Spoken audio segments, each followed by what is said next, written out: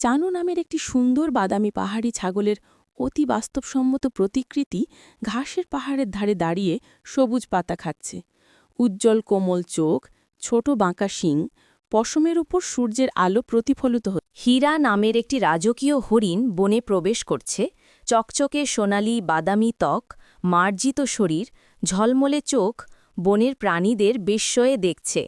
চানু ছাগলটি লাজুকভাবে রৌদ্রোজ্জ্বল বন পরিষ্কারের মধ্যে হীরা হরিণের দিকে এগিয়ে আসছে। পাখি এবং খরগোশ কৌতূহলীভাবে দেখছে। উভয়েই মৃদু হাসছে। গাছের মধ্যে দিয়ে উষ্ণ সূর্যালোক। বন্ধু ছোট রেস ট্র্যাকের চারপাশে জড়ো হয়েছিল বনের প্রাণীরা। ছোট ছাগল এবং হরিণ পাশাপাশি দাঁড়িয়ে আছে, দৌড়ের জন্য প্রস্তুত।